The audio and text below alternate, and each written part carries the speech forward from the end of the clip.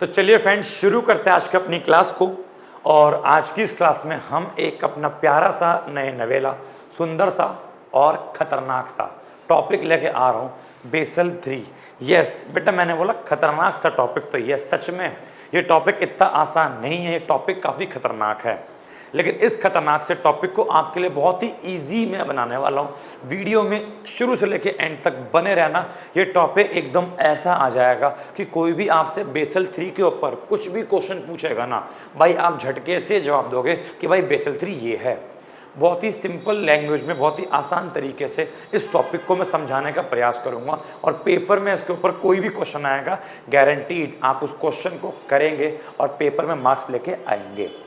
तो बेसल 3 है क्या, जरा बेसिकली इसको समझते हैं। उससे पहले बताऊं हमारा आज का बजट क्या है। तो आज हम ये 5 टॉपिक कवर करने वाले हैं। होपफुली पूरे 5 टॉपिक कवर कर ले, क्योंकि मैं नहीं चाहता ये लेंथी वीडियो बने, तो ट्राई करेंगे पूरे 5 टॉपिक कवर कर ले। अदरवाइज बेसल के ऊपर एक वीडियो और बनेगी। इन 5 टॉपिक के अलावा बेसल के ऊपर एक वीडियो और बनेगी, बिकॉज अभी 2-3 टॉपिक और रहते हैं जो कि मुझे बेसल के ऊपर कवर करने हैं। ठीक है, तो आज जितना हो पाएगा उतना करेंगे, बाकी हम इसको जो है नेक्स्ट वीडियो में कवर करेंगे। तो आज का हमारा बजट है बेसल 3 है क्या, उसके ऑब्जेक्टिव क्या है, उसके नॉर्म्स मतलब उसके रूल्स क्या है, रेगुलेशन क्या है, और यही मेन चीज़ है। अगर आपने नॉर्म्स नहीं पढ़े तो बेसल 3 कुछ पल्ले नहीं पड़ेगा। फिर बेसल 2 और बेसल 3 कंपेयर करेंगे। बेसल 3 काफ़ी अच्छा है बेसल 2 से, वो क्यों है वो जानेंगे। और बेसल 3 की कुछ फीचर्स है, कुछ विशेषता है, उनके ऊपर भी भाई साहब बात करेंगे। तो चलिए शुरू करते हैं अपने टॉपिक को कि ये बेसल 3 है क्या। तो जरा पहले सुनो ओरली ये बेसल 3 है क्या और लाया क्यों गया। भाई साहब, आपको मैंने पढ़ाया था एनपीए। एनपीए का मतलब होता है नॉन परफॉर्मिंग असेट, कि बैंकों ने कोई पैसा लोन के रूप में दिया लेकिन वो पैसा वापस रिकवर नहीं हुआ, तो ऐसे पैसे को एनपीए नॉन परफॉर्मिंग असेट कहा जाता है। तो बैंकों का जो एनपीए होता था वो रिकवर नहीं होता था, जिसकी वजह से बैंकों को बहुत सारा लॉस फेस करना पड़ता था, बहुत सारी हानि बैंकों की होती थी। भैया बैंक के लोग जो है पैसा ले गए और वापस पैसा नहीं दिया। तो इन सभी लॉसेस से निपटने के लिए, एनपीए से निपटने के लिए, अनएक्सपेक्टेड लॉसेस कि भैया लॉस हो गया, बंदे पैसे लेके भाग गए, वापस नहीं आ रहे, इन सभी हानियों से बचने के लिए बेसल नॉर्म्स को लाया गया। ठीक है, इन सभी हानियों से बचने के लिए। बेटा कौन सी हानि, मैंने बोला अनएक्सपेक्टेड लॉस, ऐसा लॉस जो पता नहीं हो गया, या फिर आप इसको बोल दो एनपीए नॉन परफॉर्मिंग असेट, कि लोग पैसे लेके भाग गए और पैसे वापस लेके नहीं आए। तो ऐसे में तो भाई बैंक डूब जाएगा, बैंक सड़क पे आ जाएगा। लेकिन नहीं, हमें बैंकों को डूबने नहीं देना है, बैंकों को सड़क पे नहीं लेके आना है, बैंकरप्टी नहीं होने देनी है, मतलब बैंकों का दिवालिया नहीं होने देना है। ये जो लॉस हो रहा है इस लॉस को रिकवर करना है, इस लॉस को कम करना है। तो इन्हीं चीज़ों निपटने के लिए, इन्हीं चीज़ों से निपटने के लिए भाई सब बेसल नॉर्म्स को लाया गया। और बेसल नॉर्म्स को ऐसा नहीं है कि इंडिया लेके आया, भाई बेसल नॉर्म्स को इंटरनेशनल लेवल पे लेके आया गया। इंटरनेशनल संस्था जिसका नाम है BCBS, एक कमेटी बनी, इस कमेटी का नाम है BCBS, basal committee on banking supervision. तो बैंकों के लिए एक बेसल कमेटी बनी और इस कमेटी ने कुछ नियम बताए, कुछ रूल्स बताए, कुछ मेथड बताए, जिनके माध्यम से एनपीए को कम किया जा सकता है। बैंकों का जो बेफालतू का लॉस होता है, जो लोग पैसे लेके भाग जाते हैं, उसको कम किया जा सकता है, बैंकों को डूबने से बचाया जा सकता है। ये सारे के सारी बातें बेसल नॉर्म्स के अंदर लिखी गई, बेसल नॉर्म्स को देश में लाया गया और ये इंटरनेशनल लेवल पे लेके आया। इस BCBS नामी कमेटी ने, basal committee on banking supervision ने बेसल नॉर्म्स को पेश किया और हर देश को बोला कि आप इसे अपनाओ। लेकिन बेसल नॉर्म अपनाना कोई कंपलसरी एक्टिविटी नहीं है, हर देश के लिए वॉलंटरी है। वो चाहे तो बेसल नॉर्म्स को अपनाए और वो चाहे तो बेसल नॉर्म्स को ना अपनाए। अगेन बोल रहा हूँ, बेसल नॉर्म्स का मतलब है ऐसे नियम कानून या ऐसे मेथड जिनके माध्यम से एक बैंक जो उसका पैसा डूब रहा है, जो एनपीए हो रहा है या बैंक खुद डूबने वाला है, उसको कम कर सकता है, अपने आप को डूबने से बचा सकता है। इसीलिए बेसल नॉर्म्स को लाया गया और इसकी शुरुआत हुई 1974 से। 1974 में स्विट्जरलैंड बेटा क्या बोला मैंने, स्विट्जरलैंड में एक शहर जिसका नाम है बेसल। भैया स्विट्जरलैंड सुनते ही तो हनीमून हनीमून याद आता है कि हनीमून पे कहाँ जाएंगे, स्विट्जरलैंड जाएंगे। नालायको पहले पढ़ाई कर लो, हनीमून पे चले जाना। भैया आओ नालायक कहीं के। तो स्विट्जरलैंड इमेजिन करो, स्विट्जरलैंड, तो स्विट्जरलैंड में एक शहर है जिस शहर का नाम है बेसल। बेसन नहीं, बेसल। और बेसल नाम के शहर में ये मीटिंग हुई, एक कमेटी बनी BCBS, और उस कमेटी ने बताया किस प्रकार से बैंक अपने पैसे को डूबने से बचा सकते हैं। और वहाँ पे जो नियम बने, उस शहर में जो कमेटी में जो नियम बने, उन्हीं नियम को नाम दे दिया बेसल नॉर्म्स। इट मीन शहर के नाम पर उन नियम को नाम दे दिया। ये मीटिंग पहली बार हुई 1974 में कमेटी बनी, और 1975 में, क्या बोला मैंने, 1975 में पहली मीटिंग हुई। और उस मीटिंग के बाद और मीटिंग हुई, और ऐसे कर करके पूरे वर्ल्ड में पहली बार बेसल के नियम आए। और पूरे वर्ल्ड में पहली बार बेसल के नियम 1988 में आए। 1988 में बेसल 1 नॉर्म्स आए। इट मीन्स 1988 में बताया गया कि किस प्रकार बैंक अपने NPA को कम कर सकता है, किस प्रकार बैंक अपने लॉस को कम कर सकता है, किस प्रकार बैंक अपने आप को डूबने से बचा सकता है। ये सारी की सारी बातें, इनके तरीके, इनके मेथड, इनके नियम और कानून पहली बार 1988 में आए, जिसको बोला बेसल 1। उसके बाद इसमें थोड़ी और एक्सटेंशन हुई, थोड़ी और बातें ऐड हुई, और उसके बाद 2004 में बेसल 2 आया। बेसल 2 का मतलब है बेसल 1 में थोड़ी और एक्सटेंशन करके, थोड़ा उसको और एडवांस लेवल पे लेके आके बेसल 2 को लाया गया। और बेसल 2 के बाद 2010 में बेसल 3 आया। बेसल 3 इतनी जल्दी क्यों आ गया, देखो ना, 1988 से 2004, यहाँ पे तो लग गया टाइम। 16 साल बाद आया बेसल 2, लेकिन बेसल 2 के बाद बेसल 3 2010 में 6 साल बाद ही क्यों आ गया, क्योंकि 2004 के बाद पूरे वर्ल्ड में 2008 के आसपास ग्लोबल लेवल पर फाइनेंशियल क्राइसिस आया था। आपको पता है 2008 के क्राइसिस, और 2008 के क्राइसिस ने मजबूर किया बेसल कमेटी को कि वो कुछ नए नॉर्म्स लेके आए, कुछ नए नियम और कानून लेकर आए। तो 2008 के क्राइसिस की वजह से, उस संकट की वजह से ही 2010 में जल्दी से बेसल 3 को लाना पड़ा। और अभी भी हमारे पूरे वर्ल्ड की बात की जाए तो बेसल 3 ही चल रहा है। क्या पता कुछ टाइम बाद बेसल 4 आ जाए और कुछ टाइम बाद बेसल 5 आ जाए, बट प्रेजेंट में हम बेसल 3 के बारे में चर्चा करेंगे, क्योंकि अभी पूरे वर्ल्ड में बेसल 3 के नॉर्म्स ही चल रहे हैं। अगेन बोल रहा हूँ, बेसल 3 अपनाना वॉलंटरी है, कि अपनाए या ना अपनाए। एग्जाम्पल के तौर पे 2010 में बेसल 3 आया था। इंडिया के लिए भी क्या था, वॉलंटरी था। इंडिया की इच्छा थी अपनाए या ना अपनाए, लेकिन इंडिया ने भी इसको अपनाया। 2015 के आसपास इंडिया ने बेसल नॉर्म्स को अपने देश में अपनाया। समझ में आ गया? तो होपफुली ये तो पल्ले पड़ गया होगा कि बेसल नॉर्म्स का मतलब क्या है। तो बेसल नॉर्म्स का मतलब ऐसे नियम, ऐसे कानून, ऐसे मेथड, ऐसी टेक्निक जिनके माध्यम से बैंक अपना NPA कम कर सकता है, बैंक अपने अनएक्सपेक्टेड लॉसेस को कम कर सकता है, बैंक अपने आप को डूबने से बचा सकता है। मेरी बात समझ में आ गई?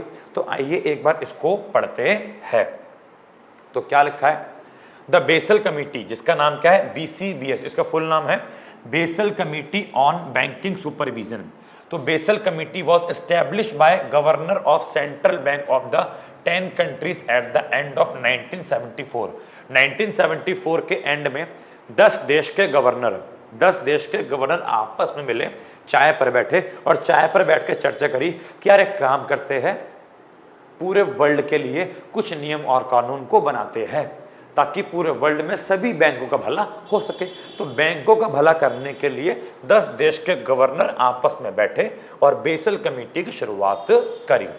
The purpose of the committee to ensure that financial institution have enough capital to absorb unexpected loss. इस कमेटी का पर्पस था कि हर फाइनेंशियल इंस्टीट्यूशन के पास इतनी कैपिटल, इतना पैसा तो होना चाहिए कि उनके जो लॉस होते हैं उनके जो अनएक्सपेक्टेड लॉस होते हैं वो उस लॉस को कवर कर सके और बैंक ना डूबे। बैंक कब डूबता है? बैंक तब डूबता है जब उसके पास पैसा कम है और उसके पास लॉस हो गया ज़्यादा, उसकी लायबिलिटी हो गई ज़्यादा। ये कमेटी कहती है कि इतना पैसा बैंकों के पास होना चाहिए कि अगर बैंकों का अनएक्सपेक्टेड लॉस भी हो तब भी बैंक डूबने से बच जाए। The first meeting took place in February 1975 in Basel. Basel की पहली मीटिंग स्विट्जरलैंड के शहर बेसल में 1975 में हुई। इतनी बात क्लियर है? Okay. The Basel committee has established a series of international standard for bank regulation which are commonly known as Basel I, Basel II and most recently Basel III। इसका मतलब है कि बेसल कमिटी ने कुछ ऐसे standards को, कुछ ऐसे नियम को, कुछ ऐसे रेगुलेशन को पेश किया, कुछ ऐसे रेगुलेशन को एस्टैब्लिश किया, कुछ ऐसे नियम को बनाया जिससे बैंकों का पैसा डूबने से बच सकता है। और इन नियमों को नाम क्या दिया? इन नियम को नाम दिया बेसल I, बेसल II और बेसल III। बेसल I आया था 88 में, 88 में, बेसल II आया 2004 में और आपका रिसेंटली बेसल III कब आया? 2010 में। उसके बाद बोलता है Basel III is an internationally agreed set of major rules to strengthen the regulation, supervision and risk management of the bank. बहुत सिंपल सी बात बोल रहा है कि बैंकों के रिस्क मैनेजमेंट को अच्छा करने के लिए, बैंकों के सुपरविजन को अच्छा करने के लिए, बैंकों के रेगुलेशन को अच्छा करने के लिए, बैंकों को मजबूत बनाए रखने के लिए जितने भी रूल्स या मेजर्स को लाया गया उन्हें क्या बोला गया? बेसल III बोला गया। और ये कैसे लाए? इंटरनेशनली एग्रीड का मतलब है इस नियम कानून पर सभी देश सहमत हुए। ऐसा नहीं है कि 2 देशों ने मिलकर बोल दिया, 10 देश ने मिलकर बोल दिया और वही नहीं। जितने भी मेंबर थे उस बेसल कमेटी के, वो सभी मेंबर इंटरनेशनली एग्रीड, सभी इस पर सहमत हुए और बेसल III को लाया गया। Basel III is developed by the Basel committee on banking supervision. मतलब वही कि बेसल III को भी BCBS नाम की संस्था ने बनाया। कब बनाया? 2010 में बनाया। और क्यों बनाया? क्योंकि 2008 में जो फाइनेंशियल क्राइसिस पूरे वर्ल्ड में आए थे, 2008 में पूरे वर्ल्ड में जो समस्या पैदा हुई थी उसके रिस्पॉन्स में ही जल्दबाजी में 2010 में बेसल III को लाया गया। तो होपफुली बेसल III का इंट्रोडक्शन तो क्लियर है कि ये है क्या, इसको लाया क्यों गया। अब हम पढ़ेंगे इसके ऑब्जेक्ट। बेसल III का ऑब्जेक्टिव क्या है?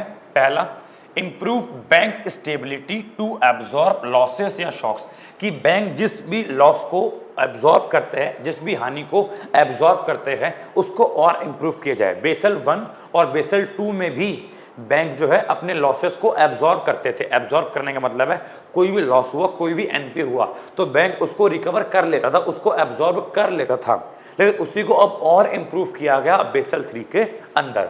सेकेंडली बोलता है improve risk management and governance, जो बैंकों का रिस्क मैनेजमेंट है, जो बैंकों का गवर्नेंस है, उसको इंप्रूव किया गया। Strengthen banks transparency and disclosure, bank में ट्रांसपेरेंसी बने रहे, बैंक डिस्क्लोज होकर काम करे। मतलब बैंक में कोई डिस्क्लोजर का मतलब होता है बैंक सारी बातें डिस्क्लोज करे, कुछ बात छुपा के ना रखे। उसके लिए और तो और greater emphasis on capital adequacy ratio. Capital adequacy ratio आगे पढ़ो क्या होता है। बेसल III के अंदर कैपिटल एडिक्वेसी रेशियो CAR पर अधिक ध्यान दिया गया। तो ये आपके बेसल III के कुछ 4-5 ऑब्जेक्टिव है। अगर पेपर में आए तो आप इनको थोड़ा बहुत बना के एक्सटेंड करके लिख के आ जाना, ठीक है। अब मैं आपको पढ़ाता हूँ मोस्ट इंपॉर्टेंट चीज, नॉर्म्स अंडर बेसल III, कि बेसल III के नॉर्म्स क्या है, बेसल III के रूल्स क्या है। तो बेसल III के नॉर्म्स को आपकी बुक के अनुसार 2 पार्ट के अंदर बांटा गया। वैसे आपको उसको अलग अलग पार्ट में पढ़ने की नीड नहीं है, बट अगर पेपर में आ जाए लिखो माइक्रो नॉर्म्स। माइक्रो नॉर्म्स का मतलब है कि माइक्रो प्रूडेंशियल नॉर्म्स या फिर मैक्रो प्रूडेंशियल नॉर्म्स। बस ये 2 नाम दे दिए, बाकी सारी बातें सेम है कि माइक्रो वाले बोले या मैक्रो वाले बोले। तो माइक्रो वाले बोलेंगे तो ये 4 लिख देने और मैक्रो वाले बोले तो ये 3 लिख देने हैं। बाकी लेवरेज रेशियो यहाँ पे दोनों में सेम होता है, वो माइक्रो के अंदर भी आता है और मैक्रो के अंदर भी आता है। तो अल्टीमेटली देखा जाए तो आपको केवल 6 पढ़ने हैं। एक तो ये पढ़ना है, ये पढ़ना है, ये पढ़ना है, ये पढ़ना है, लिवरेज ऊपर पढ़ चुके होंगे, तो एक तो ये पढ़ना है और ये। तो आपको कुल मिला के 6 नियम, 6 नॉर्म्स पढ़ने हैं बेसल के अंदर। जब ये 6 नॉर्म्स आप पढ़ लोगे तब जाके आपको बेसल 3 समझ में आएगा। तो आइए समझते हैं माइक्रो नॉर्म्स कौन से हैं, मैक्रो नॉर्म्स कौन से हैं। अल्टीमेटली ये 6 के 6 नॉर्म्स है क्या, समझते हैं। मैं तो बोलूँगा माइक्रो मैक्रो छोड़ो, बस इन 6 पे ध्यान दो। ये 6 नॉर्म्स कौन कौन से हैं। हाँ, पेपर में अगर माइक्रो नॉर्म्स बोल दिया तो ये 4 लिख के आना, मैक्रो बोल देते हो 3 लिख के आना, बाकी माइक्रो मैक्रो छोड़ो। ये 6 नियम है कि अब बेसल के, आओ इसको समझने का प्रयास करते हैं। तो चलिए, नॉर्म्स अंडर बेसल 3, और बेसल 3 में सबसे पहला नॉर्म है बच्चों कैपिटल को लेके, कैपिटल एडिक्वेसी रेशियो। और देखो ये हमारा एक ऑब्जेक्टिव भी था कि बेसल 3 के अंदर कैपिटल एडिक्वेसी रेशियो CAR पर काफी ध्यान दिया गया। तो इस पर क्या ध्यान दिया गया, आइए इसको समझने का प्रयास करते हैं। कैपिटल एडिक्वेसी रेशियो होता क्या है, आओ इसको जरा समझते हैं। ठीक है, what do you mean by capital adequacy ratio. तो सुनो बेटा, बैंकों के पास जो कैपिटल होती है या फिर जो पैसा होता है, वो पैसा 2 प्रकार का होता है। क्या बोला मैंने, बैंकों के पास जो पैसा होता है वो पैसा 2 प्रकार का होता है। 2 प्रकार की कैपिटल होती है। एक बच्चों होती है टीयर 1 कैपिटल, और बच्चों एक होती है आपकी टीयर 2 कैपिटल। अगर बात करें टीयर 1 कैपिटल की, तो टीयर 1 कैपिटल को बच्चों गोइंग कंसर्न कैपिटल भी कहते हैं, या फिर उसको कोर कैपिटल कहते हैं। जबकि टीयर 2 को अपन लोग गोन कंसर्न कैपिटल या फिर सप्लीमेंट्री कैपिटल कहते हैं। गोइंग कंसर्न माने क्या होता है, गोइंग कंसर्न का मतलब बिजनेस चलता रहेगा, बिजनेस नहीं रुकेगा। तो टीयर 1 कैपिटल वो कैपिटल है जिस कैपिटल से बिजनेस चलता रहेगा, बिजनेस नहीं रुकेगा। जबकि टीयर 2 कैपिटल वो कैपिटल है कि अगर आपने उसको यूज किया, टीयर 2 कैपिटल वो कैपिटल है अगर आपने उस पैसे को यूज किया तो आपका बिजनेस गोन, गोन मीन्स चले जाना, आपका बिजनेस बंद हो जाएगा, आपके बिजनेस के बंद होने के चांस हो जाएंगे। तो नॉर्मली बैंक हमेशा देखा जाता है कि नॉर्मली बैंक टीयर 1 कैपिटल का प्रयोग करता है। उससे क्या होता है, टीयर 1 कैपिटल के यूज से बैंकों के बंद होने पर कोई प्रभाव नहीं पड़ता, बैंक चलता रहेगा। लेकिन कभी ऐसा हो गया कि बैंकों की टीयर 1 कैपिटल खत्म हो गई और अब बैंक टीयर 2 कैपिटल का प्रयोग कर रहा है, तो भाई क्या होगा, अब उस बैंक के बंद होने के चांसेस बढ़ जाएंगे। बिकॉज टीयर 2 कैपिटल यूज करना बैंकों के लिए अच्छा नहीं होता। टीयर 2 कैपिटल बैंकों के बंद होने का एक इंडिकेशन है, एक संकेत है। अभी होता क्या है टीयर 1 में, टीयर 2 में, आओ इसको भी समझो। तो देखो, tier 1 capital is the capital which can absorb losses without triggering bankruptcy of the bank. Tier 1 capital वो कैपिटल है कि मान लो अगर बैंकों को कोई लॉस होता है, कोई हानि होती है, उस लॉस को रिकवर करना है, तो उस लॉस को रिकवर करने के लिए हम अपनी कैपिटल का प्रयोग करेंगे। तो अगर मुझे कोई लॉस होता है और उस लॉस को एब्जॉर्ब करने के लिए अगर मैं किसी कैपिटल का प्रयोग करता हूं, और तो और उस कैपिटल का प्रयोग करने से मेरी बैंक्रप्टी पर, मेरी बैंक के डूबने पर विदाउट मतलब क्या, कोई प्रभाव नहीं पड़ता, मेरा बैंक नहीं डूबेगा, लॉस भी एब्जॉर्ब हो जाएगा और मेरा बैंक भी नहीं डूबेगा। उस प्रकार की कैपिटल को बच्चों बोला गया टीयर 1 कैपिटल।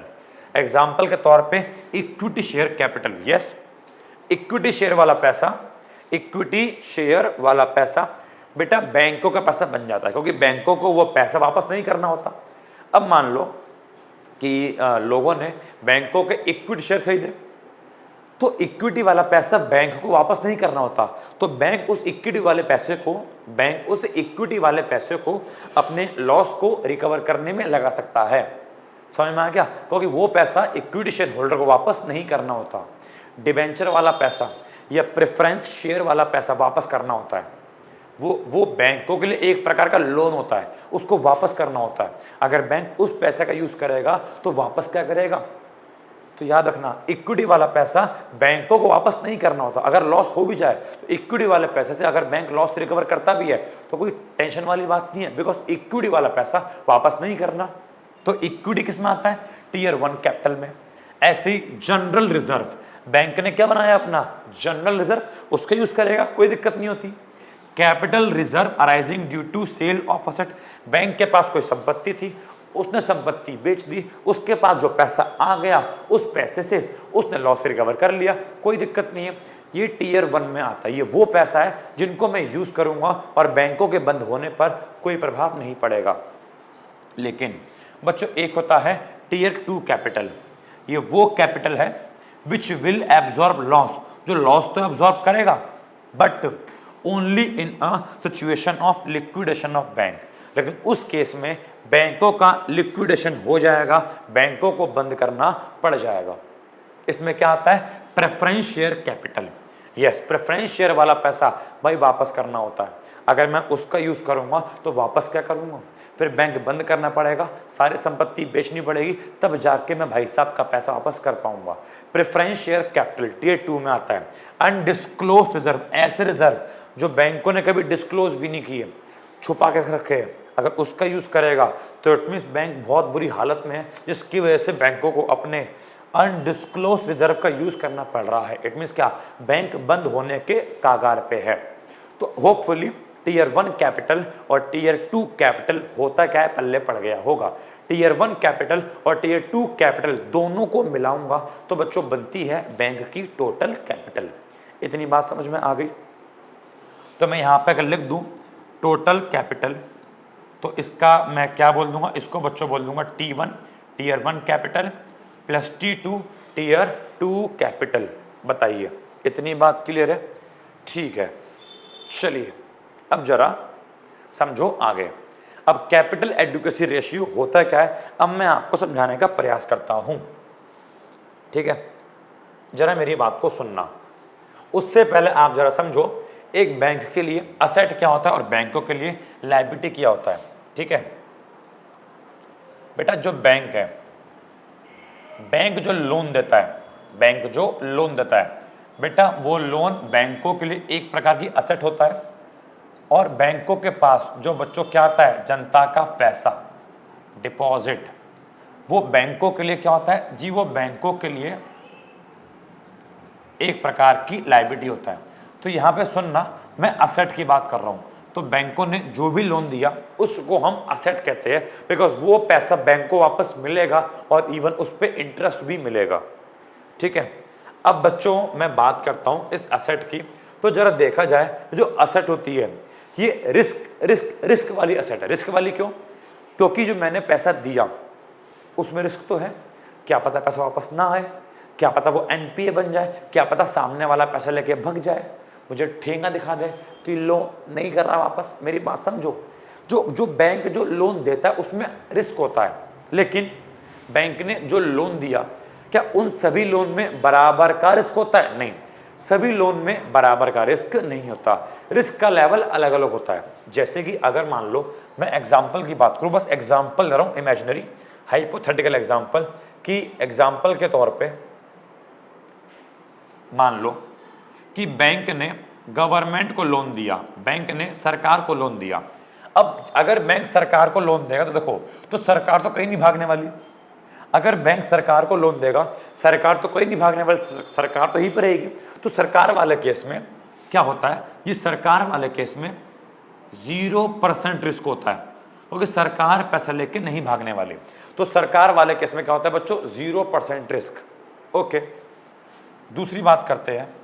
मान लो बैंक ने होम लोन के लिए दिया पैसा, किसके लिए? होम लोन के लिए। तो मैं एज्यूम कर रहा हूं कि होम लोन में क्या होता है? 50-50 का होता है, कि 50% डूबने के चांस है और क्या पता 50% चांस ना हो। तो यहां मैंने क्या बोल दिया? 50% रिस्क। और मान लो बैंक ने कोई अनसिक्योर्ड लोन दिया। अनसिक्योर्ड लोन का मतलब होता है बैंकों ने लोन तो दिया लेकिन कुछ गिरवी नहीं रखवाया। एक व्यक्ति को लोन दिया लेकिन कुछ गिरवी नहीं रखवाया। यहाँ पे क्या होगा जी? यहाँ पे तो बैंकों का पूरा 100% रिस्क है, क्या पता सारा का सारा पैसा डूब जाए।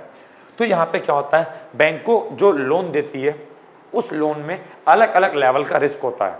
ठीक है, अब जिस असेट में, asset means loan, asset means loan, asset means loan, जिस असेट में या जिस लोन में जितने भी लेवल का रिस्क होता है उस प्रकार के लोन को या उस प्रकार की असेट को रिस्क वेटेड असेट कहते हैं।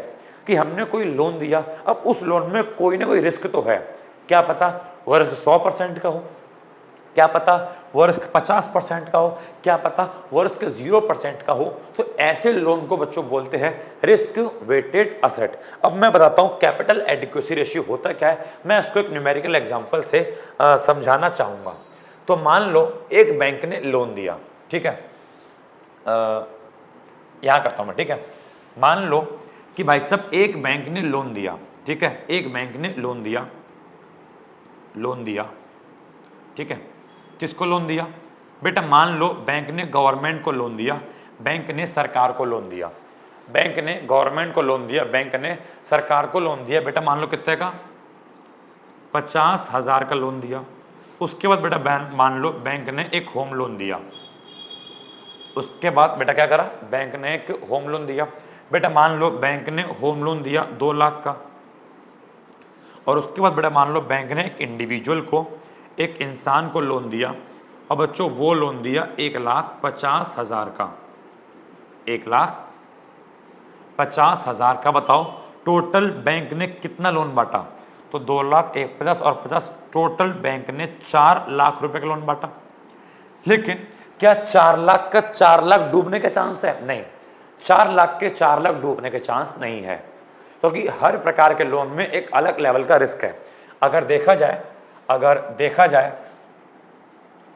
तो गवर्नमेंट सिक्योरिटी में या गवर्नमेंट को लोन दिया उसमें 0% रिस्क है, सरकार कहीं भाग के नहीं जाने वाली, सरकार पूरा पैसा देगी, तो सरकार से तो बच्चों पूरा का पूरा पैसा मिलेगा। ओके, हाँ, होम लोन में 50% का रिस्क है। 50% के रिस्क होने का मतलब है कि 2 लाख का लोन है, तो अगर मान लो 2 लाख का लोन है तो 2 लाख का 50%, 1 लाख आने के चांस है, और क्या पता 1 लाख ना आए। तो यहाँ पे तो भैया 50,000 का रिस्क है, सॉरी, यहाँ मेरे को 1 लाख का रिस्क है, क्योंकि 2 लाख का लोन है और 2 लाख के लोन पे 50% का रिस्क है। मीन्स क्या, 2 लाख का 50%, मेरे को 1 लाख का रिस्क है, क्या पता 1 लाख रुपए डूब जाए। और इंडिविजुअल पे तो भैया कुछ भरोसा है ही नहीं, क्या पता सब लेके भाग जाए। यहाँ तो पूरा 100% रिस्क है, यहाँ तो पूरा 1.5 लाख का रिस्क है। अगर इनको जोड़ा जाए तो इनको जोड़ के आता है 3 लाख। तो मतलब जो लोन मैंने दिया, वैसे तो लोन मैंने 4 लाख का बांटा, वैसे तो लोन मैंने 4 लाख का बांटा, लेकिन देखा जाए कि 4 लाख के लोन में केवल 1 लाख रुपए ऐसे है जो मेरे को मिल ही जाएंगे। 3 लाख रुपए का रिस्क है कि क्या पता वो 3 लाख रुपए डूब जाए, क्या पता वो 3 लाख रुपए ना मिले। बेटा इस चीज को हम लोग बोलते हैं RWA, बोले तो रिस्क वेटेड असेट। कितनी है जी हमारे रिस्क वेटेड असेट, कितनी है, 3 लाख रुपए की हमारी रिस्क वेटेड असेट आ गई। अब जरा मेरी बात को सुनना, मैं आपको बताऊं कैपिटल एडिक्वेसी रेशियो का फॉर्मूला क्या होता है, जिसको बच्चों बोलते हैं CAR, कैपिटल एडिक्वेसी रेशियो। और इसका बच्चों फॉर्मूला होता है टोटल कैपिटल। टोटल कैपिटल का बच्चों मतलब वही होता है कि Tier 1 capital plus Tier 2 capital, और अपॉन में रिस्क वेटेड असेट इनटू में 100। ये बच्चों आपका होता है CAR, बोले तो कैपिटल एडिक्वेसी रेशियो। क्या बोला बच्चों मैंने, इसको मैंने बोला कैपिटल एडिक्वेसी रेशियो, ये आपका बच्चों फॉर्मूला है। अब जरा मेरी बात को समझो, रिस्क वेटेड असेट कितनी है, 3 लाख की, 3 लाख का रिस्क है। अब 3 लाख के रिस्क के लिए एक बैंकों के पास मिनिमम कितनी कैपिटल होनी चाहिए कि बैंक जो है 3 लाख का रिस्क है, और 3 लाख के रिस्क के लिए बैंकों के पास एटलीस्ट उतना तो पैसा होना चाहिए। ये कौन बताएगा, बेसल बताएगा। ये कौन बताएगा, बेसल। तो 3 लाख रुपए का रिस्क है, और बेसल कहता है कि कितना भी रिस्क हो, बेसल 3 के अनुसार जो CAR है, कैपिटल एडिक्वेसी रेशियो है, वो 8% होना चाहिए। जो कैपिटल एडिक्वेसी रेशियो है वो 8% होना चाहिए। मतलब मेरे कहने का ये है कि 3 लाख रुपए की आपकी असेट है और आपके पास एटलीस्ट 8% तो कैपिटल एडिक्वेसी, मतलब पर्याप्त मात्रा में 8% तो कैपिटल होनी चाहिए कि 3 लाख रुपए का आपका रिस्क है, तो उसके लिए मैं कितना पैसा अपने पास लेके चलूं ताकि मैं कल को होने वाले रिस्क से बच सकूं। तो बेसल 3 कहता है कि आपके पास एटलीस्ट 8% तो पैसा होना ही चाहिए। यू मस्ट हैव एटलीस्ट 8% पैसा।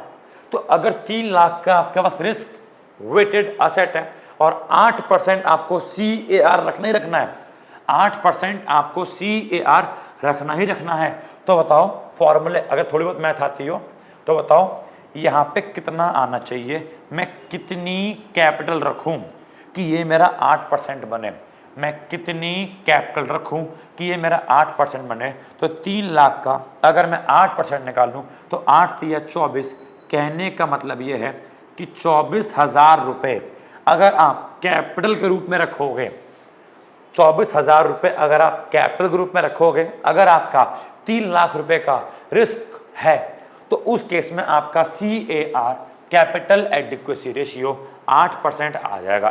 देखो आप क्या समझ रहे हो, क्या आपको ये नहीं निकालना, आपको ये दिया हुआ है, ये बेसल ने बोल रखा है कि हम बोल रहे हैं कि आपको 8% रखना है, आपको ये निकालना है कि मतलब हम कितनी मात्रा में कैपिटल रखें।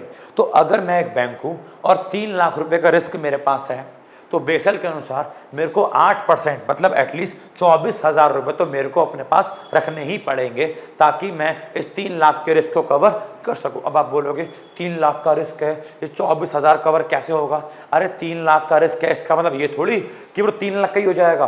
3 लाख का रिस्क है, उसके लिए आप 24,000 तो एटलीस्ट रखो।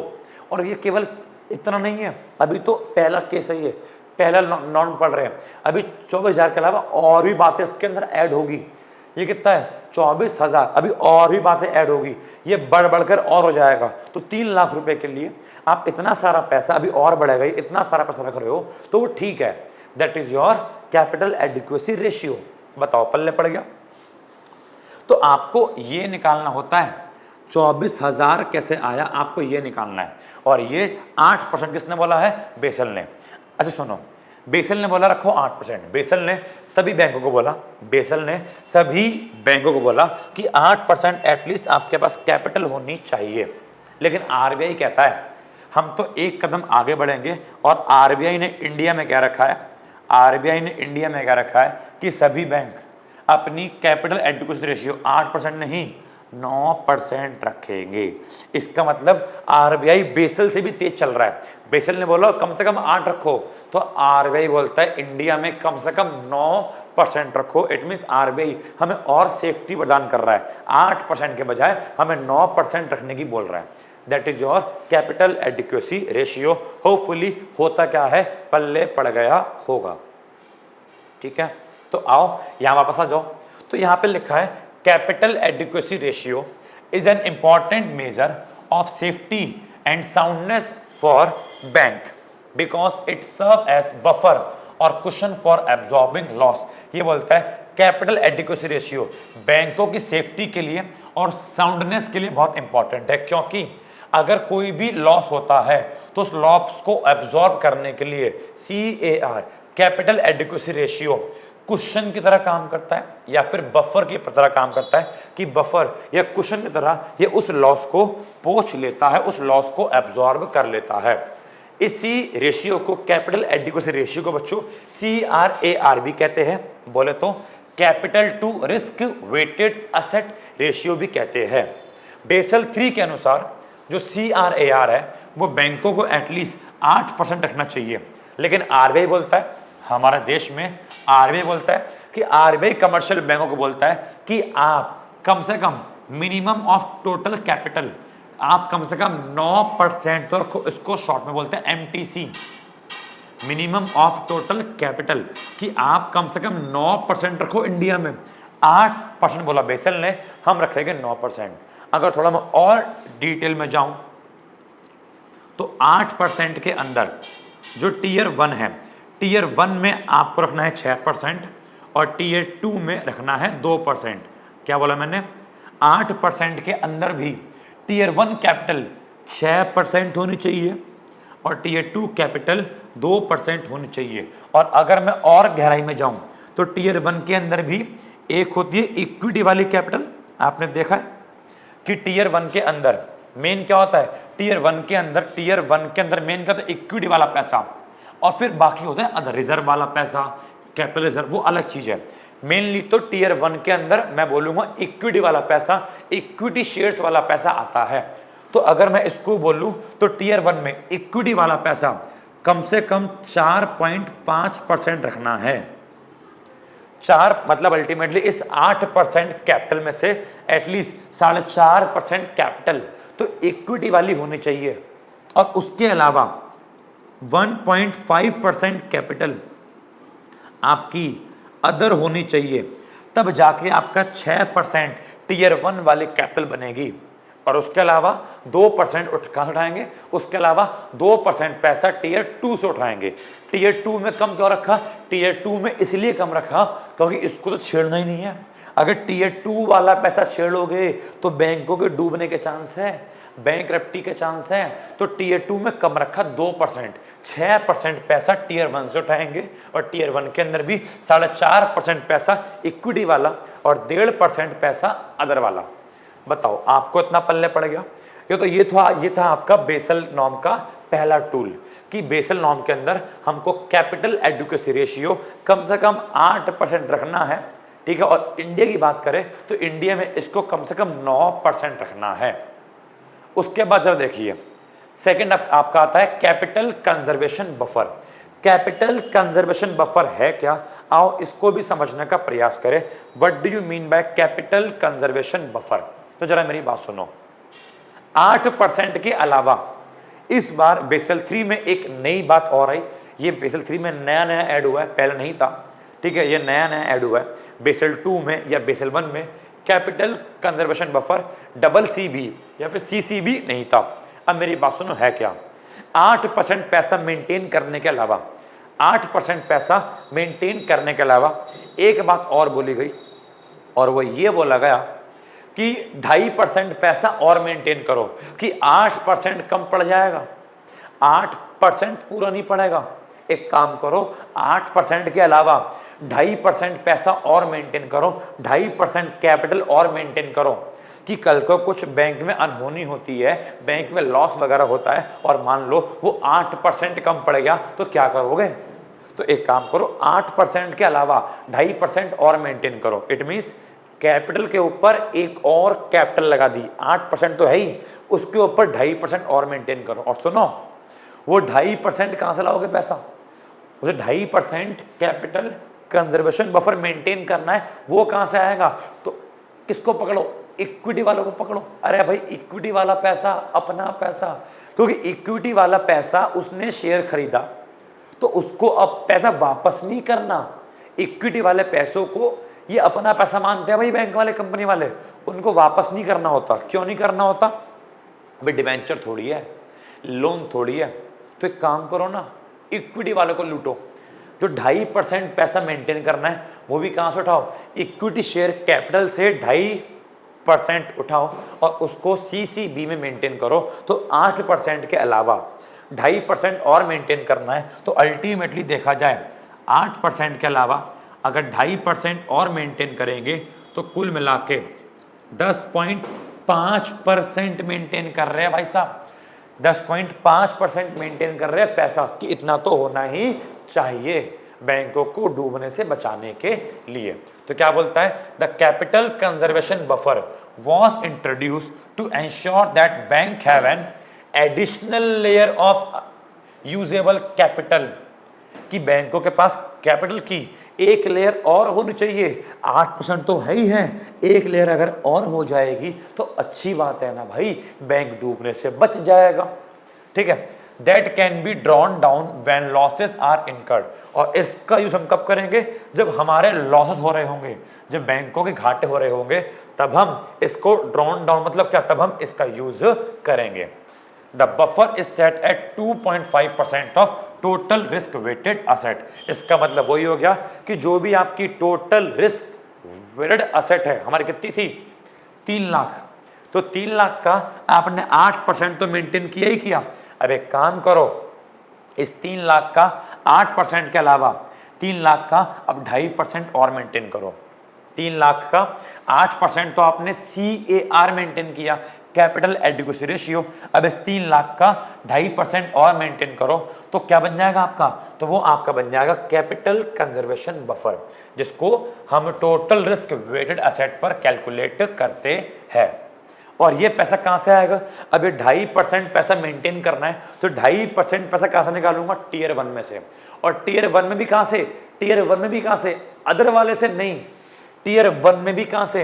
ये देखो टीयर 1 में भी कहां से? इक्विटी वाला। इट मींस क्या? इट मींस क्या? इक्विटी का 4.5 तो निकला 4.5% तो इक्विटी से निकालना ही निकालना है कैपिटल एडिक्वेसी रेशियो के लिए। अब सुनो, इक्विटी से 2.5% और निकालो, इक्विटी से 2.5% और निकालो। और ये क्यों निकालो? इक्विटी से 2.5% ये निकालो किसके लिए? कैपिटल कंजर्वेशन बफर के लिए। तो इक्विटी में से शेयर होल्डर का जो पैसा है उसमें से पहले 4.5% निकाला कैपिटल एडिक्वेसी रेशियो के लिए, फिर भी पेट नहीं भरा, 2.5% और निकाला कैपिटल कंजर्वेशन बफर के लिए। इससे हमारे बैंकों को एक स्ट्रेंथ मिल गई, बैंक जो है हमारे मजबूत हो गए। बताओ, इतना क्लियर है? तो लिखा है it must be met with common equity tier 1। आपको उसको टीयर 1 के इक्विटी वाले में से निकालना है, ओनली केवल वही से निकालना है और कहीं से मत निकालना पैसा। And it is establish above the regulatory minimum capital requirement. और वही बोलता है कि जो हमारी मिनिमम कैपिटल रिक्वायरमेंट है कितनी? 8%, उसके अबव, उसके ऊपर इसको सेट किया जाएगा। इट मीन्स क्या? 8% के ऊपर 2.5% और सेट किया जाएगा, तब जाके ये आपका 10.5%, तब जाके आपका 10.5% कैपिटल कंजर्वेशन बफर सेट हो जाएगा। होपफुली सेकंड भी क्लियर है। तो कैपिटल कंजर्वेशन बफर को भी लॉन्च किया गया। इसके अलावा इसके अलावा भाई अब भी पेट नहीं भरा, अब भी लगा बेसल को, अब भी लगा कि भाई ये 10.5% भी खत्म हो जाएगा।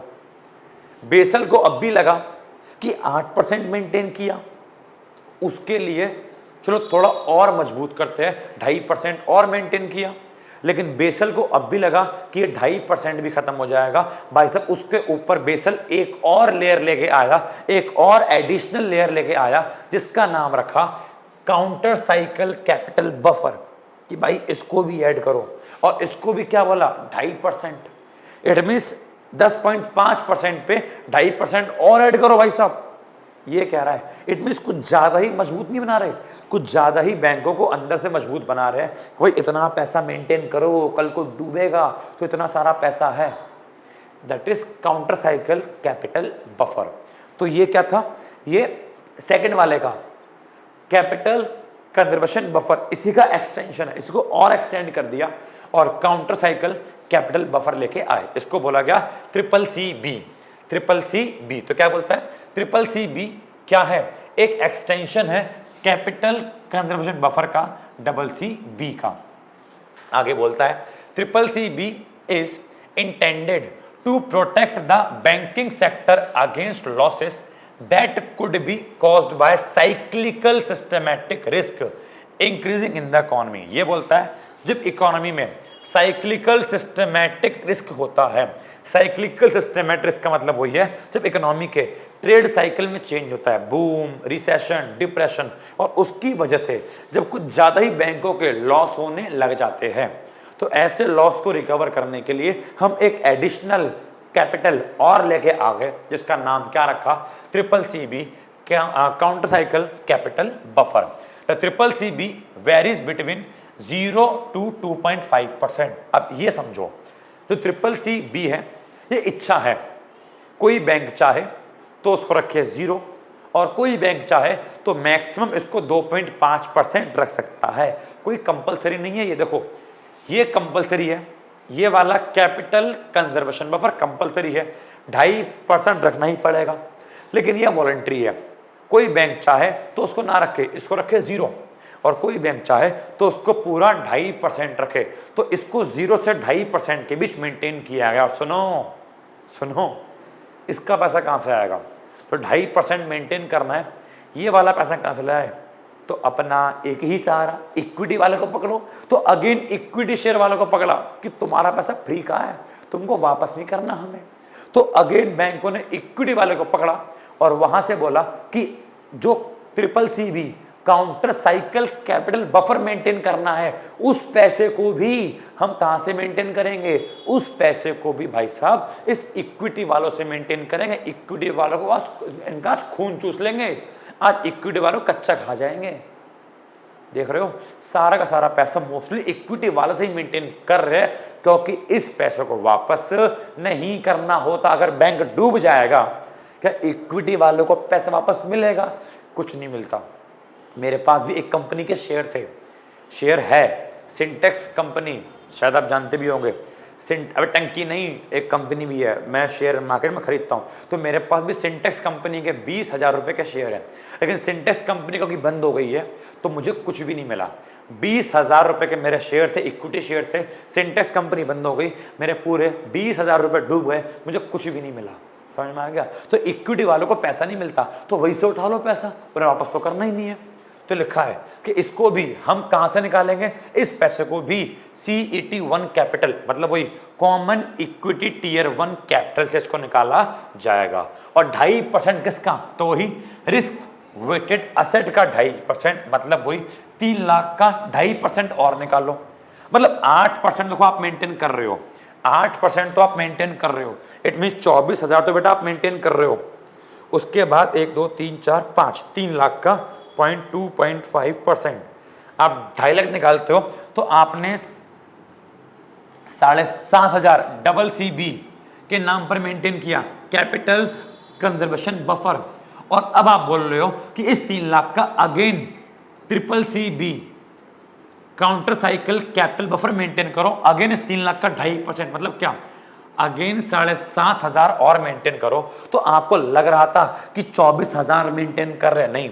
अगर एक bank CAR capital adequacy ratio भी मेंटेन करे, डबल CB भी मेंटेन करे और ट्रिपल CB भी मेंटेन करे, तो कुल मिला के 24 7.5 ये बच्चों आपका बन गया 39,000। तो कुल मिला के बैंक 39,000 मेंटेन कर रहा है 3 लाख रुपए के रिस्क के लिए। बताओ, इतनी बात समझ में आपको आ गई? होपफुली मेरी बात समझ में आपको आ रही होगी। The rule was first introduce in Basel 3, और वही वाली बात triple CB counter cycle capital buffer को भी पहली बार बेसल 3 में लाया गया। और ये क्या है? ये भी एक एक्सटेंशन है, ये भी एक प्रकार का बच्चों अनदर बफर है। बफर क्या समझते? बफर क्या होता है? बफर मतलब वो पैसा, बफर स्टॉक आपने पढ़ा होगा बचपन में कि भैया सरकार अनाज मेंटेन करती है, जो प्राकृतिक आपदा के समय इमरजेंसी के टाइम पे काम आएगा। सेम बफर का मतलब वही है कि हम यहाँ पे अलग अलग से पैसा मेंटेन कर रहे हैं, बफर मेंटेन कर रहे हैं कि कल को बैंक में कोई आपदा आती है, मतलब कोई बैंक डूब रहा है, कुछ भी हो रहा है, तो इस बफर से पैसा निकाला जाएगा और बैंक को बचाया जाएगा। तो ये भी क्या है? ये भी एक प्रकार का बफर है, ठीक है। और ये कौन से बफर का एक्सटेंशन है? कैपिटल कंजर्वेशन बफर, जो डबल CB था, ये उसी का एक क्या है? एक्सटेंशन है, उसी का एक एडवांस लेवल है। आगे बोलता है the RBI advise that the triple CB would be activated as and when the circumstances warranted. India में RBI ने बोला कि अभी इंडिया को ट्रिपल CB मेंटेन करने की नीड नहीं है। जब इंडिया में हालात खराब हो जाएंगे, जब ऐसी स्थिति आएगी ट्रिपल CB मेंटेन करना है, तब इंडिया ट्रिपल CB मेंटेन करेगा। अभी इंडिया को ट्रिपल CB मतलब counter cycle capital buffer maintain करने की नीड नहीं है। बताओ, इतना समझ में आपको आ गया? होपफुली इतना आपको समझ में आ गया होगा। चलिए अब बच्चों अपने चौथे नॉर्म पे आते हैं। फोर्थ नॉर्म है लेवरेज या फिर लीवरेज रेशियो।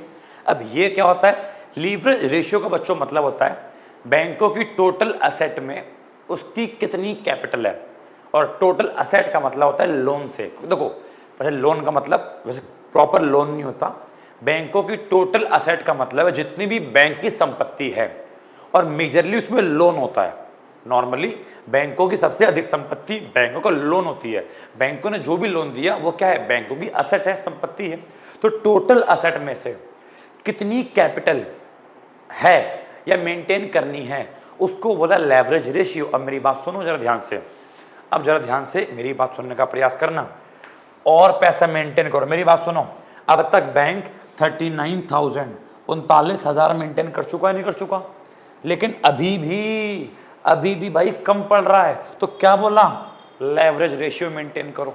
क्या करो? लेवरेज रेशियो को मेंटेन करो। ये बोलता है leverage ratio shows the amount to capital as compare to asset, कि असेट के कंपैरिजन में कितनी कैपिटल है।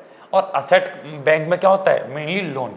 जो बैंक ने लोन दिया, जो बैंक की असेट है, उस असेट के कंपैरिजन में बैंक को ही कितनी कैपिटल है, उसे क्या बोलते हैं? Leverage ratio. मतलब ये बोल दूंगा मैं ऐसे कि लेवरेज रेशियो बराबर टोटल असेट और ऊपर बैंक की कैपिटल। लेकिन सुनो, यहां पे कैपिटल का मतलब T1 से, T1 मतलब बोलो तो टीयर 1 वाली कैपिटल। तो टोटल असेट में बैंकों की टीयर 1 वाली कैपिटल के रेशियो को ही लेवरेज रेशियो कहते हैं। The leverage ratio is the measure of the banks core capital. Yes, आपको पता है T1 को, टीयर 1 को अपन लोग कोर कैपिटल भी कहते हैं, मैंने पढ़ाया था। और टीयर 2 को सप्लीमेंट्री कैपिटल बोलते हैं। तो बोलता है कि टोटल असेट में कोर कैपिटल कितनी है, उसको लेवरेज रेशियो बोलते हैं। और ये उसका फॉर्मूला है tier 1 capital divide by total asset. अब सुनो, Basel 3 introduce a minimum leverage ratio. Basel 3 ने बोला कि मिनिमम लेवरेज रेशियो मेंटेन करना है। और कितना मेंटेन करना है? तो मिनिमम कम से कम 3% का बेसल 3 के अंदर लेवरेज रेशियो मेंटेन करना है। अब इसका मतलब क्या? सुनो, इसका मतलब यह है, अगर बैंकों की टोटल असेट कितनी है जी? बैंकों की टोटल असेट मान लो 5 लाख। कितनी है? मान लो 5 लाख। मैं एग्जांपल दे रहा हूं कि बैंकों की टोटल असेट 5 लाख है और 3% का लेवरेज रेशियो मेंटेन करना है। तो उसका मतलब बताओ टीयर 1 में कितनी कैपिटल होनी चाहिए? तो 5 लाख का अगर असेट है, मतलब 5 लाख का लोन फोन दे रखा है, जो क्या है? बैंक की असेट है, और 3% का लेवरेज रेशियो मेंटेन करना है। तो 5 दिया 15, मतलब 15,000 रुपए। क्या बोला मैंने? 15,000 रुपए। 15,000 रुपए, यही आएगा ना 15,000? हाँ जी, मतलब 15,000 रुपए टीयर 1 कैपिटल में मेंटेन करना चाहिए, तभी जाके लेवरेज रेशियो 3% बनेगा। तो उसका मतलब क्या है? इसका मतलब यह है 39,000 के अलावा बैंकों को और भी पैसा मेंटेन करना होता है, जो बैंकों की लेवरेज रेशियो कहलाता है, ताकि बैंक अपने आप को डूबने से बचा सके। तो 39,000 के अलावा, ठीक है, 39,000 के अलावा बैंकों को और पैसा मेंटेन करना है और भी लेवरेज रेशियो मेंटेन करना है, ताकि बैंक अपने आप को डूबने से बचा सके। इसे क्या बोलते हैं? लेवरेज रेशियो, जो कि कम से कम बैंकों को बेसल के अनुसार 3% तो मेंटेन करके चलना है। अगर मान लो आपकी असेट 5 लाख की है, तो आपको 15,000 की टीयर 1 कैपिटल मेंटेन करके चलनी है। यहां पे लिखा भी है कि लेवरेज रेशियो को कैलकुलेट करते हैं dividing tier 1 capital by banks total asset, ठीक है। और कम से कम 3% का लेवरेज रेशियो बैंकों में मेंटेन करके चलना है। लेकिन हमारा आरबीआई अब भी तो चलता है, आरबीआई बोलता है कि नहीं, बेसल ने बोला 3%, हम तो मेंटेन करेंगे 4%। बेसल ने बोला 3%, हम मेंटेन करेंगे 4%। किसके लिए? डोमेस्टिकली सिस्टमिकली इंपॉर्टेंट बैंक, जिसको शॉर्ट में बोलते हैं DSIB. Domestically systemically important bank DSIB कौन से बैंक होते हैं? डीएसआईबी बच्चों वो बैंक होते हैं कि अगर ये बैंक डूब गए ना, तो मान लो पूरी इकोनॉमी डूब गई। ये हमारे डोमेस्टिकली सिस्टमेटिकली इंपॉर्टेंट बैंक हमारे डोमेस्टिक के लिए, मतलब हमारे देश के लिए बहुत ही ज़्यादा इंपॉर्टेंट बैंक माने जाते हैं। और अगर ये बैंक डूब गए तो पूरी इकोनॉमी डूब जाएगी। और इंडिया में 3 डीएसआईबी है बोले तो, एक आपका एसबीआई बैंक है, ठीक है, एक आपका एचडीएफसी बैंक है और एक आपका आईसीआईसीआई बैंक है। इंडिया में ये 3 बैंक जो है वो डीएसआईबी की कैटेगरी में आते हैं। अगर ये 3 बैंक डूब गए तो इंडिया डूब जाएगा। तो इनको तो 4% का लेवरेज मेंटेन करना है, और बाकी जो अदर बैंक बच गए उनको एटलीस्ट 3.5% का लेवरेज मेंटेन करना पड़ेगा। तो that is the leverage ratio in Basel 3। Hopefully पढ़ने पड़ गया होगा ये भी। चलिए, इसके अलावा आपका बच्चों 5वां आता है liquidity coverage ratio. Liquidity coverage ratio का मतलब है लिक्विड। लिक्विड माने क्या होता है? बैंकिंग की लैंग्वेज में या मनी की लैंग्वेज में लिक्विड मीन्स होता है कैश। जो चीज जल्दी कैश में कन्वर्ट हो जाए या जो चीज ऑलरेडी कैश में हो उसको लिक्विड कहते हैं। अगर मान लो मेरे पास, जैसे कि बेटा मान लो ये मेरे पास एक एटीएम कार्ड है एसबीआई का, ठीक है, पड़ा था, निकाल लो मैंने जेब से, और बेटा मेरे पास कुछ कैश है 100 का नोट, ठीक है ना। बताओ दोनों केस में जल्दी कैश में कन्वर्ट क्या होगा? ये तो ऑलरेडी कैश में, ये लिक्विड ज़्यादा है, ये लिक्विड कम है, ये भी लिक्विड है, लेकिन बैंक ये मैं एटीएम में जाऊंगा स्वाइप करूंगा तो उसमें टाइम लगेगा कैश में कन्वर्ट होने में, जबकि ये ऑलरेडी कैश में कन्वर्ट है।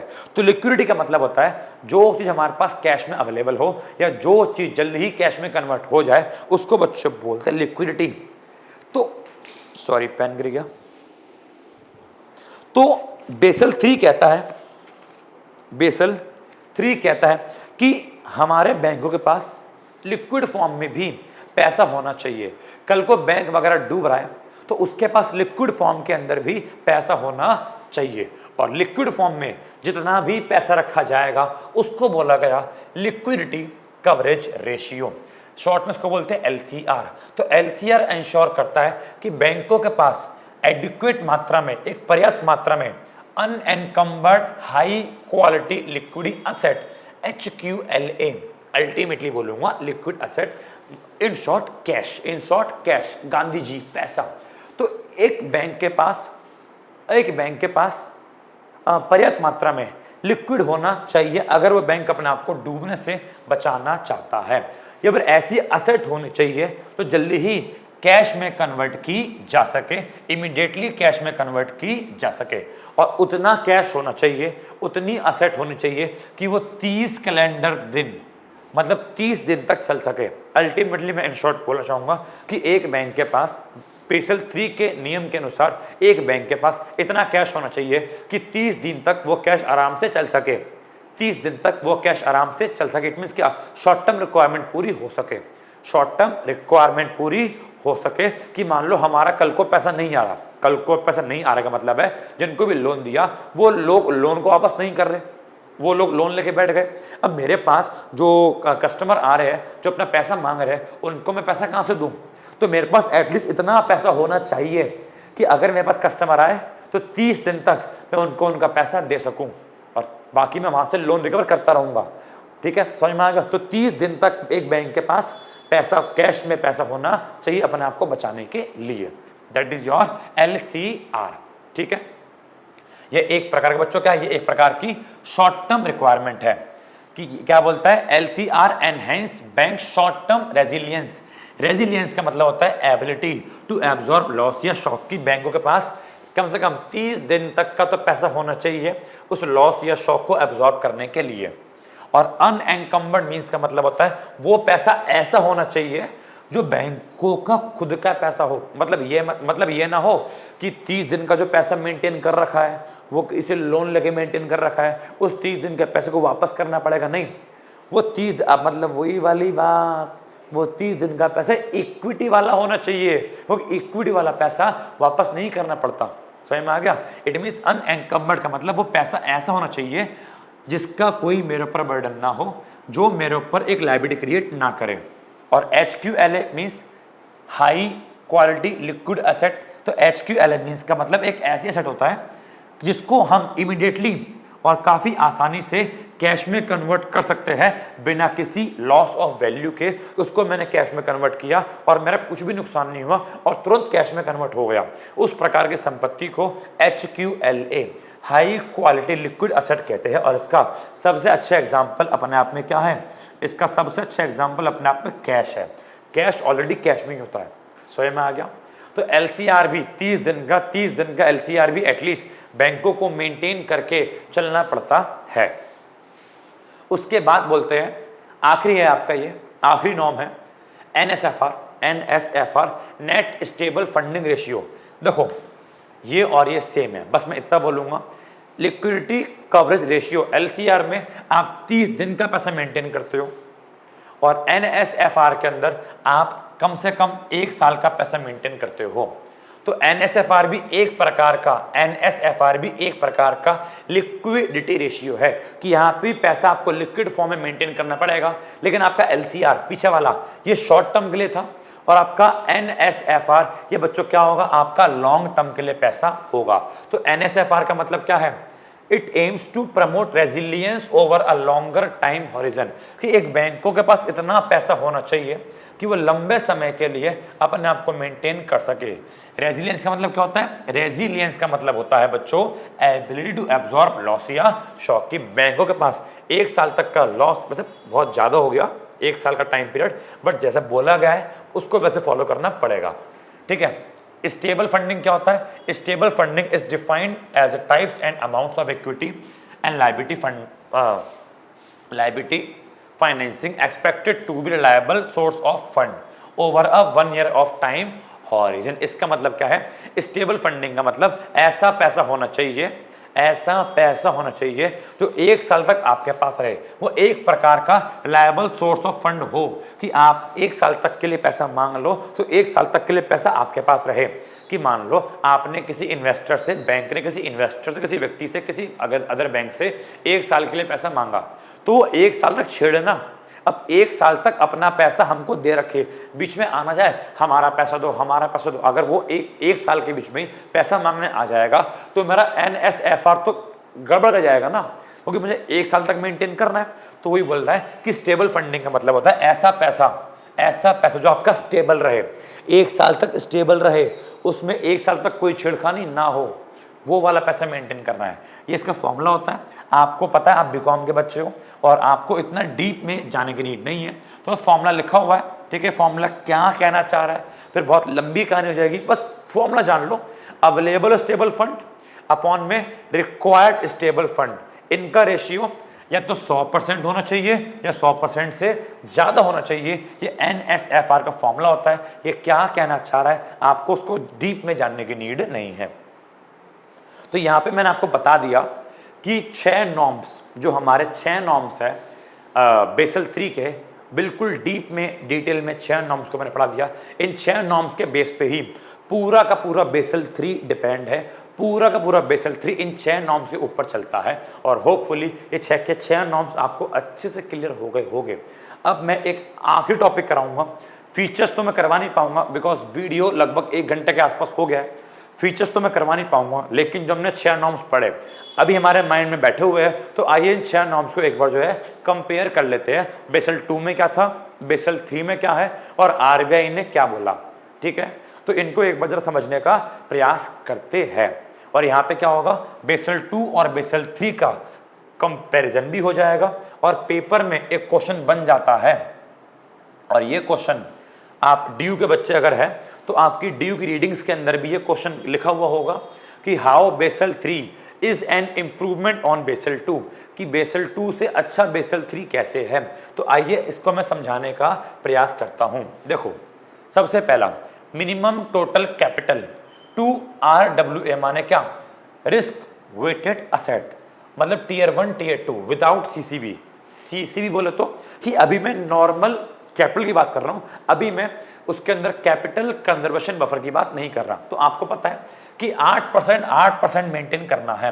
बेसल 2 में क्या था, बेसल 2 में 8% ही था, और देखो बेसल 3 के अंदर भी ये हमने 8% रखा है। कि भाई साहब देखो ना, ये वाला देखो, ये वाला बोल रहा है ये कि 8% कैपिटल एडिक्वेसी रेशियो बोल दो चाहे तो आप उसको, कि 8% कैपिटल एडिक्वेसी रेशियो मेंटेन होना चाहिए, जो कि बेसल 2 में भी 8% था, बेसल 3 में भी 8% है। लेकिन हमारा देश का आरबीआई थोड़ा तेज चल रहा है, उसने बोला हम तो 9% मेंटेन करेंगे।